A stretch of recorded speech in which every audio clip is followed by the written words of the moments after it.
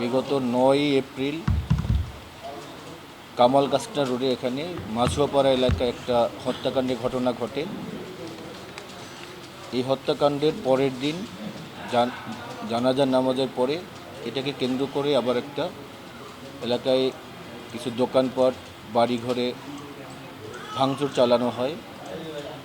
এই দুইটা ঘটনাকে কেন্দ্র করে আমাদের মহানগর পুলিশ, গোয়েন্দা পুলিশ, থানা পুলিশ, সিটিএসবি প্রত্যেকটা আমাদের সংগঠন যৌথভাবে কাজ করে। আমরা গতকালে আপনাদের সাথে কথা বলেছি, আমরা বলেছিলাম যে খুব শীঘ্রই আসামি ধরা পড়বে এবং গ্রেপ্তার হবে।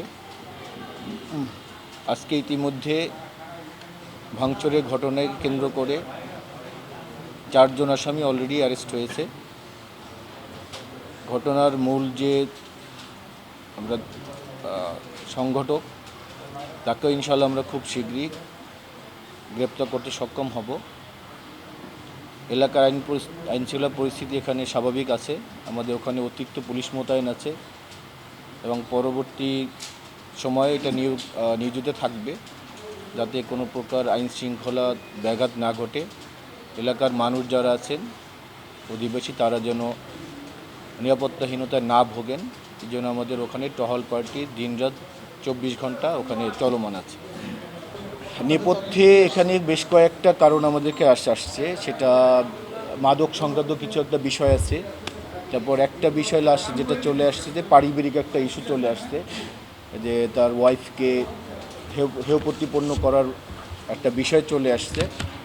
তো সেইটারই জের অনুসারে সে ক্ষিপ্ত হয়ে তার ওয়াইফকে দ্বারা প্ররোচিত হয়ে সেও ক্ষিপ্ত হয়েছে, কারণ তার ওয়াইফকে অ্যাসল্ট করেছে, তার সেজন্য সে রাগান্বিত হয়ে মূলত ওই দিনের ঘটনা ঘটিয়েছে। আর এর পিছনে যে মাদকের যে বিষয়টা আছে সেইটা আমরা মাদক কারবারিদের লিস্ট আমরা করেছি। আমরা প্রতিদিন আমাদের অভিযান চলমান আছে, প্রতিদিন মাদক আপনারা দেখতেছেন, আমরা মিডিয়া থেকে প্রতিদিন আমরা প্রেস রিলিজ দিচ্ছি।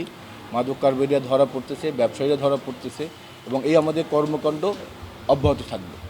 তো আমাদের জনবল আছে, এখানে জনবলের সংকট আছে প্রচুর, অন্যান্য মেট্রো তুলনায়, অন্য ইভেন জেলার তুলনায়। তা আমাদের এই স্বল্প সংখ্যক পুলিশ দিয়ে আমরা কিন্তু রাউন্ড দ্য ক্লক ডিউটি করে যাচ্ছি।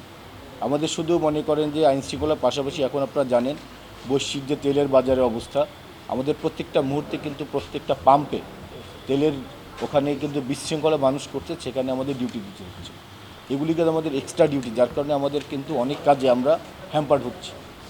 তো এক্ষেত্রে হতে পারে দু এক জায়গায় একটু রেসপন্স একটু ডিলে হতে পারে এইসব কারণে, কিন্তু এটা ইচ্ছাকৃত না, টোটালি অনিচ্ছাকৃত এবং দেশের অন্যান্য কাজের সাথে জড়িত থাকার জন্য। না, এই ঘটনায় আসলে আমার কোনো কমিটি করা হয় নাই। মামলা হয়েছে, 2টা মামলা হচ্ছে, একটা মার্ডার মামলা, একটা দ্রুত বিচার আইনি মামলা। কামাল কাসনা দাসপাড়া মাছুয়া, ওখানে রাকিব হত্যাকাণ্ডকে কেন্দ্র করে ইতিমধ্যে কোতোয়ালি থানায় 2টি মামলা রুজু হয়েছে, একটা হত্যা মামলা এবং একটা দ্রুত বিচার আইনি মামলা।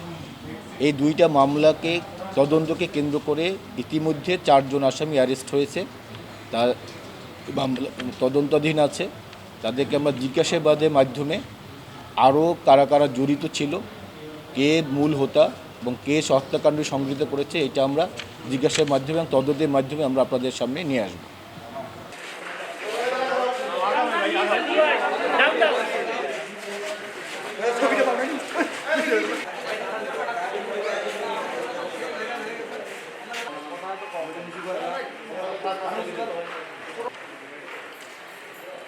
Thank you.